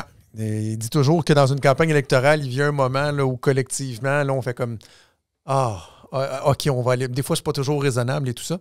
Moi, je pense que là, les Québécois sont tombés en amour avec le Parti québécois. Mais on est bon aussi pour finalement virer notre chemise de bord puis de trouver que ce qu'on aimait beaucoup, ben finalement, ça ne marche plus. Tu sais, moi, j'aime donner l'exemple. J'aime ça donner des exemples de la vie du quotidien. J'ai déjà utilisé ce parallèle-là avec François Legault et son côté un petit peu gaffeur. Tu sais, des fois, tu vas rencontrer une fille dans la vie, là, puis les premières dates, elle a un petit rire particulier, là, puis tu dis genre « Oh, je trouve ça tellement mignon, c'est cute, puis ça te séduit. » Puis un an après, tu dis « Je suis plus capable de son rire, ça me tape ses nerfs. » Mais je pense que des fois, les Québécois, on est comme ça. Tu sais, le côté gaffeur de François Legault, on le trouvait humain, puis tout ça, à cette heure, on n'est plus capable. Ben là, est-ce que ça pourrait arriver au Parti québécois? Un parti qui est un chef qui est différent, qui fait... Mais est-ce qu'à un moment donné, Paul Saint-Pierre Plamondon va vivre le contre-coup des gens qui vont dire « Ah, OK, regarde, là, lui, on n'est plus capable de le voir. » Il reste beaucoup de temps avant l'élection. Avant l'élection, puis l'élément fondamental, c'est l'appui à la souveraineté, là. Qui n'augmente pas, même si Paul Saint-Pierre Plamondon en parle. Puis tant mieux, puis c'est vrai, il assume son... Ça, les collègues dans les médias lui reconnaissent beaucoup le fait d'assumer son option, puis tout ça. Oui, c'est vrai, mais moi, je pense que c'est pas stratégique à ce stade-ci, là. Mais ça lui donne pas, à ton avis, justement, le fait qu'il assume ses positions puis ses convictions, ça fait en sorte qu'il y a peut-être moins de méfiance à son égard. Donc peut-être que stratégiquement, c'est pas la chose la plus forte, mais tu sais, tu disais qu'il est arrivé à vendre l'idée qu'il pouvait faire de la politique autrement. Mais alors, pour ça, il faut avoir en face de soi une population qui est peut-être moins méfiante. Alors lui, au moins, je vais donner en fait, c'est une anecdote. J'étais dans une salle d'attente d'un hôpital, puis il y avait 2 personnes qui étaient en train de parler. Ils ont parlé de politique. Puis là, ils étaient comme, hey, le jeune, là, Paul Saint-Pierre Plamondon, il est bon. Tu sais, je le vois bien se faire élire, etc. Puis l'autre gars qui dit, ouais, mais tu sais, moi, la souveraineté, c'est vraiment pas mon fort, mais vraiment pas. Puis là, l'autre qui répond, le premier là, qui répond, ouais, mais sais-tu quoi, là? Il pourra pas la faire sans un référendum. Fait qu'on va simplement voter non au référendum. Tu sais, genre... Donc, j'ai l'impression qu'il y a du monde qui se disent, on le verrait bien gouverner, mais on contrôlera son option. Là. Mais c'est parce que c'est encore dans longtemps. C'est vrai. Quand on va être en campagne électorale, puis que ça va être un des enjeux principaux de la campagne, là, les gens vont peut-être plus se passer. Puis là, ce sera le travail des autres partis, que ce soit la CAQ, les libéraux, puis les libéraux ont de l'expérience là-dedans, là, d'exposer le risque de la souveraineté, puis de tout ça. Donc, c'est correct qu'ils l'assument, mais moi, je trouve qu'en l'assumant de façon aussi appuyée que ça, en faisant des sorties que moi, j'ai trouvées démagogiques, là, rappeler les déportations, puis les exécutions, puis tout ça, parce que le fédéral pilait dans les champs de compétences du Québec dans un striptease prébudgétaire. Sincèrement, j'ai trouvé ça odieux. Et les gens qui pouvaient se dire « Ah, je suis pas souverainiste, mais je l'haïs pas, lui. » Ben moi, je pense que là, tu as peut-être réveillé la méfiance. C'est parce que l'autre chose, là, et je veux rappeler aux gens qui nous écoutent, parce qu'on a eu Paul Saint-Pierre Plamondon, on a eu Pascal Bérubé aussi, puis il y a un argument, et tu dois leur accorder ça, c'est que en ce moment-là, dans le contexte politique où on se trouve, tant François Legault que Justin Trudeau leur rendent leur job facile à vendre leurs arguments que, ben là, regarde, si on était seul, on n'aurait pas de problème d'immigration. Puis si on était seul, on n'aurait pas ceci, puis cela. Puis tu les écoutes parler, puis tu dis, ouais, tu sais, peut-être qu'ils ont raison. Parce que les autres font une job tellement mal que ça nourrit un peu leurs arguments. Mais moi, je m'amuse depuis plusieurs années. Puis à un moment donné, on avait fait un peu un stunt à LCN avec ça, là, où j'étais avec Mathieu Bock-Côté à la joute, puis j'avais pris des photos de moi devant un monument des Patriotes, puis je disais que j'étais en réflexion, parce qu'à l'époque, on était dans le post-loi 21, puis j'aimais vraiment pas ce que le reste du Canada pensait du Québec, jusqu'à temps que je comprenne que les Canadiens, en tant que tels, en avaient pas mal rien à cirer, que c'était plus une certaine élite médiatique là, qui pointait du doigt le Québec. Mais j'aime des fois faire des blagues parce que je suis connu comme étant un fédéraliste puis tout ça, que il m'arrive de réfléchir à qu'est-ce que ça prendrait pour que je bascule dans le camp souverainiste.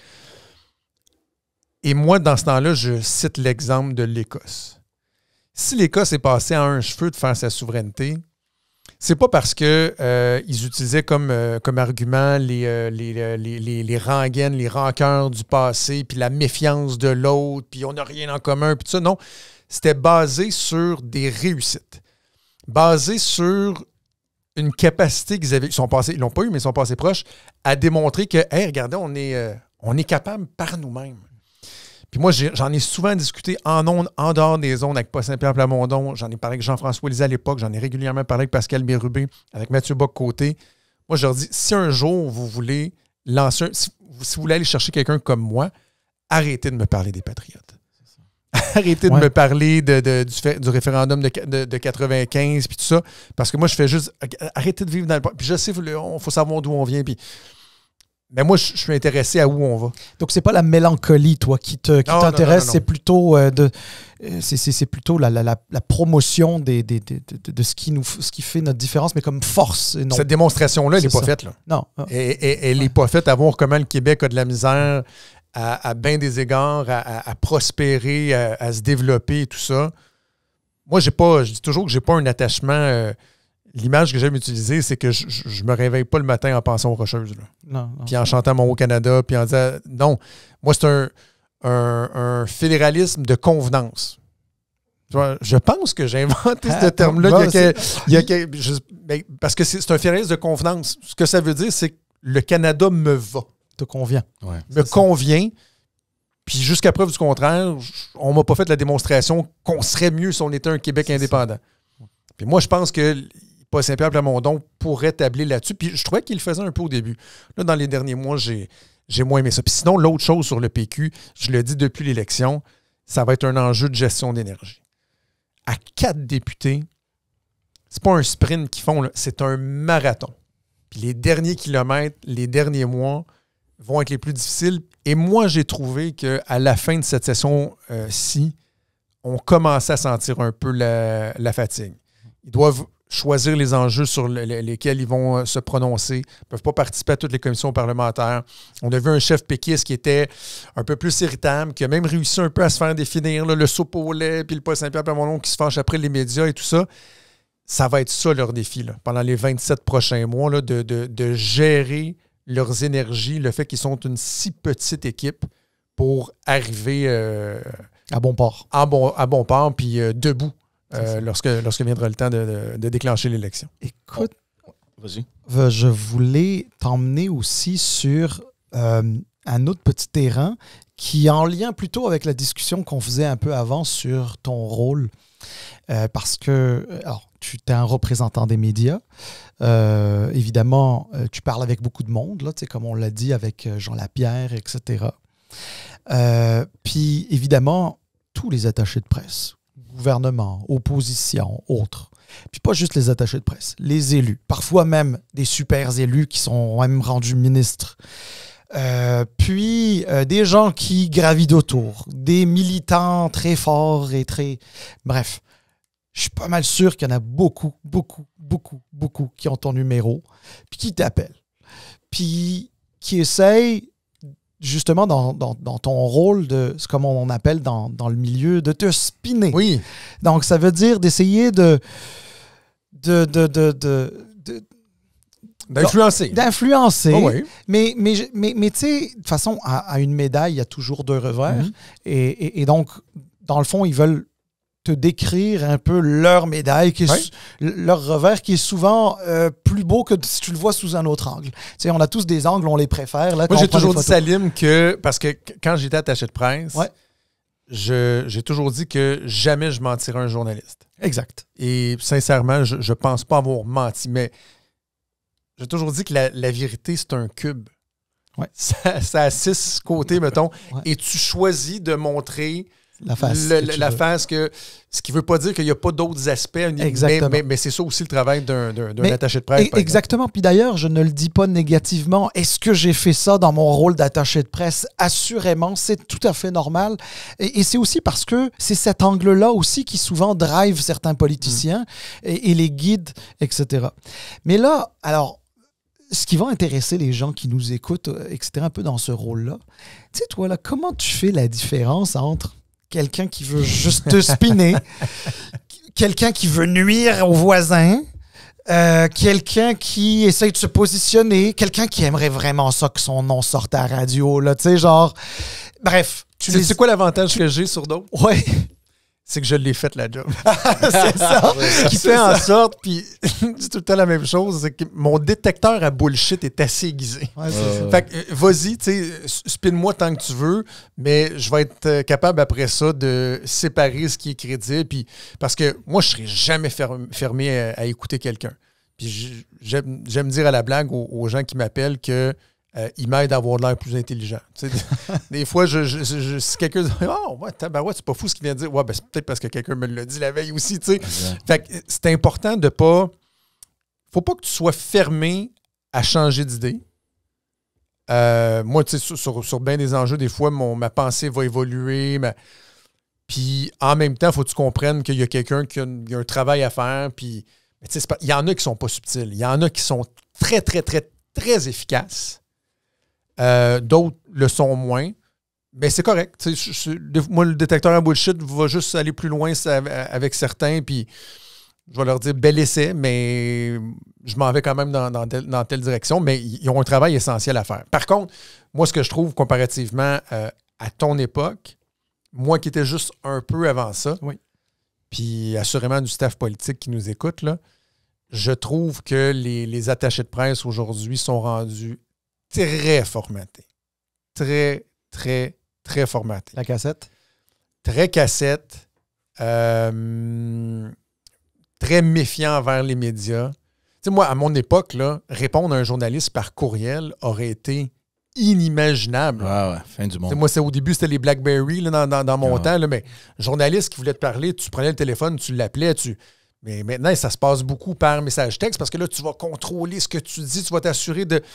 Mais un bon attaché de presse est capable de dire « Écoute, on se parle entre nous, là. C'est vrai que mon ministre là-dessus, il l'a échappé, mais ce qu'il faut que tu comprennes, c'est blablabla. » Mais ils ont beaucoup de misère à faire. Il y en a qui le font dans le gouvernement actuel, mais il y en a que c'est pas mal plus difficile, ce qui fait en sorte que, pour moi, même si je respecte immensément le travail qu'ils font, c'est souvent pas mal plus facile de passer directement par les élus ou par les chefs de cabinet. Mais ça, alors ça, c'est écoute, regarde, tu parlais de mon temps, effectivement, puis toi, tu as connu ça un petit peu avant aussi. Là. Moi, de mon temps, là, ghoster un journaliste, là, comme on l'a vu à un moment donné, oui. Là, honnêtement, là, je te jure, de mémoire, je pense pas que je l'ai fait une seule fois et je pense même pas avoir déjà pensé à le faire. Parce que, de toutes les manières, généralement, le journaliste, le lendemain, on a contacté Salim Idrissi, l'attaché de presse de tel ministre, puis il nous a pas répondu, ou des choses comme ça. Puis honnêtement, ça te fait mal passer, toi comme professionnel, puis ça fait mal passer l'élu pour lequel tu travailles. Ouais. Donc, ça, c'est d'une part. Puis je pense que d'autre part, c'est que... il y a aussi un espèce de problème en politique, c'est qu'il n'y a pas de manuel d'utilisateur. Mm-hmm. Il y a beaucoup de gens là qui n'ont pas appris. Moi, j'ai eu la chance d'avoir des gens qui m'ont coaché, qui m'ont aidé, qui m'ont donné des conseils. J'ai dit que j'avais mangé avec toi en début de cet épisode. Tu as eu un excellent chef de cabinet aussi. Oui, c'est ça. Mon beau-frère. C'est effectivement. Hein? Et non, tout à fait. Puis j'ai été coaché par lui, puis par d'autres, etc. Puis, tu sais, ça m'a aidé dans ce rôle-là. Mais tu sais, il n'y avait pas... C'est pas vrai, il n'y a pas de livre dans lequel j'apprends comment ça fonctionne. Tu l'apprends sur le tas pas mal. Non, c'est ça. Il y en a qui ont des bons réflexes, il y en a qui n'ont pas les bons réflexes. Puis c'est un travail qui est très difficile à faire. Je fais juste dire que je trouve que des fois, puis je comprends là, avec l'ère des médias sociaux, puis tout ça, ils sont toujours très, très, très protecteurs. Mais des fois, il y en a qui auraient avantage à être un petit peu plus lousse, là. Je pense que ça peut influencer même plus dans ce temps-là. Je ne sais pas si les choses ont changé, mais je trouve aussi que quand nous, on le faisait, le filtre était quand même assez grand. Là. Tu sais, tu passais, si tu n'étais pas bon, avec le temps, tu voyais que les gens ils étaient plus là. Il y avait beaucoup plus de rotation. Tu sais, tu rentres, tu fais la job. Si c'est trop dur, tu sais, le message, you get the message. Tu sais, c'est comme... t'es pas fait pour la job. Il y avait beaucoup de roulements. Là, les gens qui étaient bons, ils restaient, puis ils savaient leur job.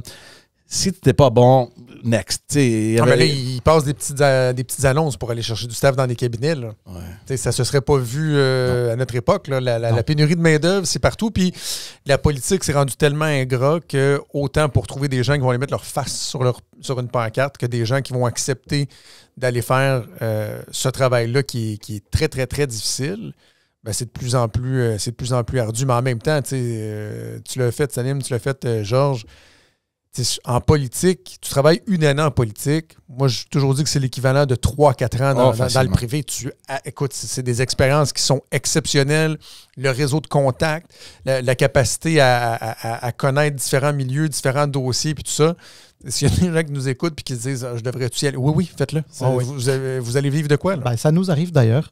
George a reçu souvent des messages de personnes qui nous écoutent. Je pense notamment à quelqu'un, je pense que c'était au Saguenay ou dans le coin du Lac-Saint-Jean. C'était au tout début du podcast. Ben, oui, mais il y en a eu d'autres entre-temps. Là, puis en plus de ça, pas nécessairement, tout le monde sait qu'on a milité au Parti libéral du Québec, mais c'était pas nécessairement des libéraux qui nous contactaient. Parfois, c'est même des gens qui hésitaient entre Québec solidaire et le Parti québécois, exactement ce que nous ne sommes pas.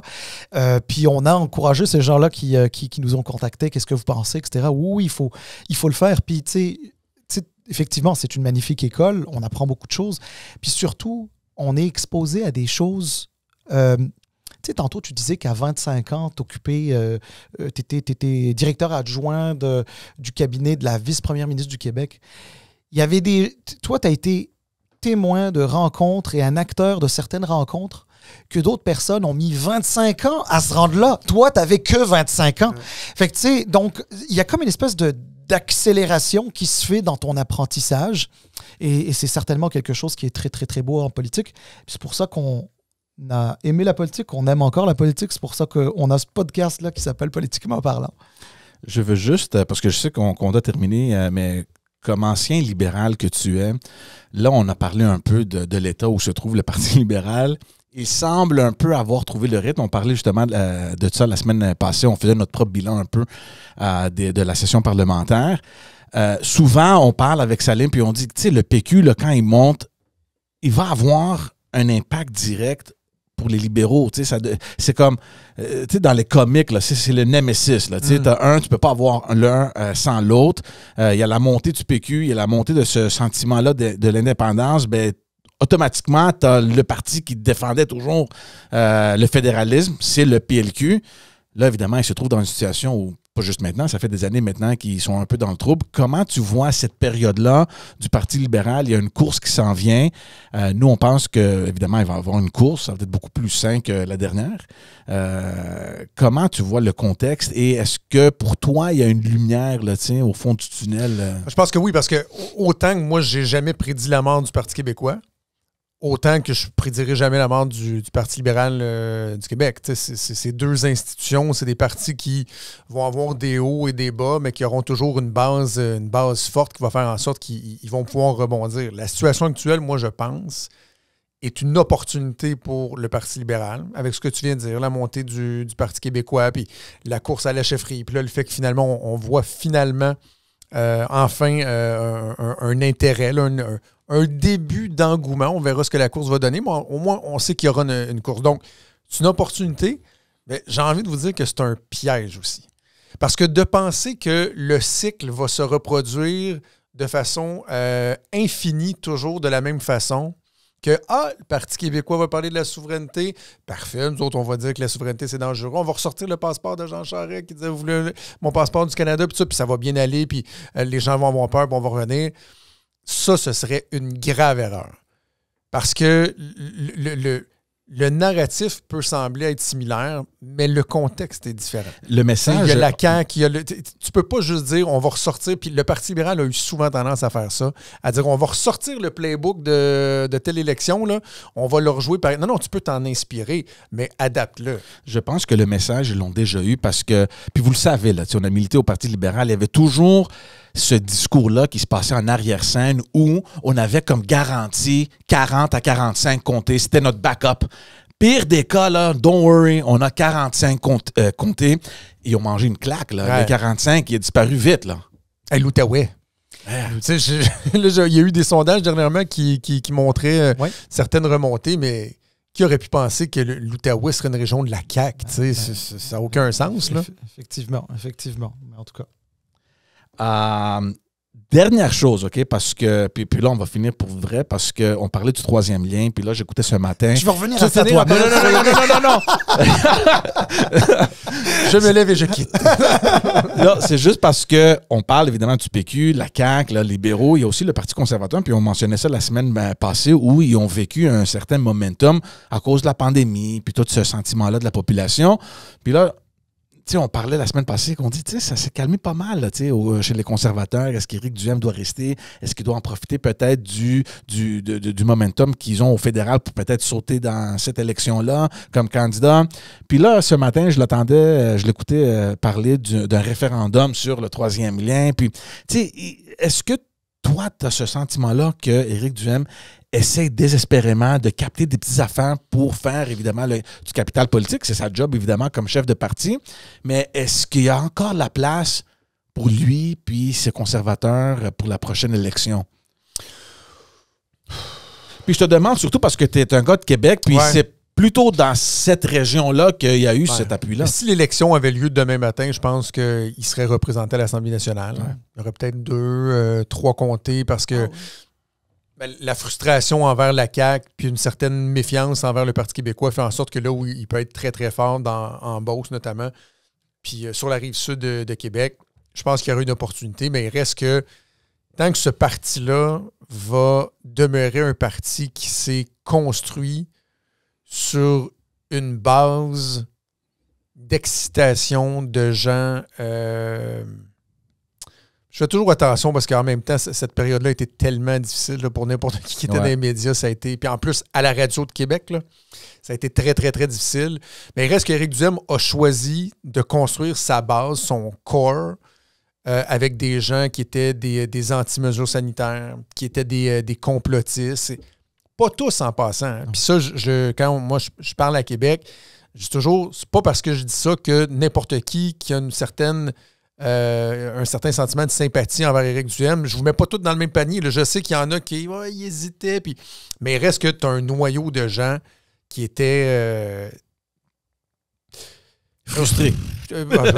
C'est même pas déchaînés. Ouais. Déchaînés et qui ont été excités par Éric Duhem, qui venait là, attiser ça. Puis nous autres, Jérôme et moi, au 93, même si on était bien critiques de certaines mesures gouvernementales, il reste que de façon générale, on prônait le respect des mesures, puis une certaine logique, puis oui, ils se sont trompés des fois, etc.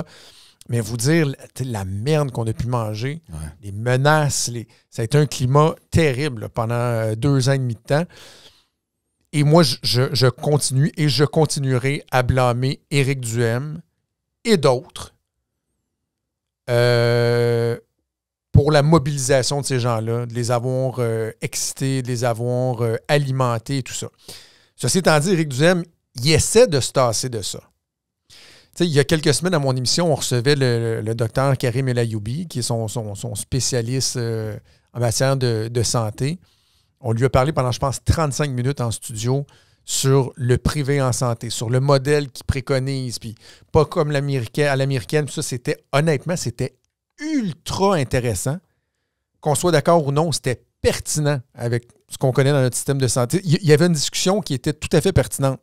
Mais le problème, c'est que les gens écoutent à peu près, ou en tout cas, il y a de la misère à les rejoindre une large partie de l'électorat parce que il va revenir 2 semaines après avec des drag queens, puis les toilettes genrées, puis il revient avec les mesures sanitaires, puis lui-même dit qu'il veut se tasser de ça. Mais à un moment donné, c'est comme s'il ressentait le besoin toujours d'aller les exciter un petit peu, puis là, il revient avec ça, puis moi, je sais qu'il y a bien des gens qui font comme « t'es juste pas crédible ». Fait que c'est quoi son avenir politique? Je sais pas. Au fédéral? Moi, je suis pas certain que Pierre Poilievre veut tant d'Éric Duhem que ça. Là. Pierre Poilievre, il n'a pas l'air de vouloir de vedette nécessairement, ou en tout cas, les dernières fois qu'il avait été questionné là-dessus, il y avait peu d'appétit. Puis Éric Duhem, moi, je lui ai encore demandé en entrevue dernièrement, parce qu'on lui donne le micro des fois, là. Il fait partie du paysage politique, puis il y a des fois du monde qui dit pourquoi vous l'invitez? Parce que regardez les sondages, là, il est à Québec, il est là. Puis Mario Dumont le reçoit aussi, puis on lui laisse la tribune de temps à autre. On le confronte sur bien des affaires. Là, j'ai eu des prises de bec épiques pendant la pandémie avec lui. Mais c'est ça. Je vois pas son potentiel de croissance en ce moment, mettons. All right. Honnêtement, je pense qu'on peut rester ici toute la journée. Ah, vraiment, vraiment. Mais là, tu sais quoi, on va arrêter, on va continuer. Tu sais, les choses qu'on peut pas enregistrer. Je m'amuse. Jonathan, vraiment, un grand merci de ton temps, de ta générosité. Je sais que ça fait plusieurs semaines qu'on en parle, puis on attendait un moment où tu serais dans la région, dans la région de Montréal pour venir à notre micro. Puis honnêtement, on a eu du fun. J'espère que toi aussi. Et c'est super intéressant. Puis bravo pour ce que tu fais. Continue de le faire. Tu vas continuer de le faire avec Patrick Lagacé. Puis tu vas continuer d'avoir ton propre show, bien sûr, avec Jérôme Landry au 93 FM à Québec. Merci vraiment. Merci à vous de l'invitation. Salim, des fois, tu m'envoies des extraits, je vous suis, j'écoute, je trouve ça super intéressant. Moi, je pense que des gens qui s'intéressent à la politique, il n'y en aura jamais assez. De le faire dans un format qui est le format d'avenir, là, les podcasts qui nous permettent de jaser longuement comme on l'a fait. Il y a un marché pour ça. Là. Il y a un appétit pour ça. Je trouve ça bien le fun de vous voir aller. Fait que n'importe quand. All right, tout le monde, merci beaucoup. N'oubliez pas, allez vous abonner sur notre chaîne YouTube. Aidez-nous à grandir cette communauté-là. Allez nous suivre sur les plateformes audio, Apple, Podcast, Spotify. On est sur Facebook, sur Instagram, sur Twitter, partout. Cherchez-nous, suivez-nous. Merci beaucoup. Et c'est ça, c'est la dernière. Donc, on vous voit encore au mois d'août, à moins qu'il y ait des surprises, je sais pas, peut-être, là, mais on n'a pas un programme. Là, on n'a pas d'horaire. Donc, on vous voit très bientôt. Merci beaucoup. Ciao. Bye.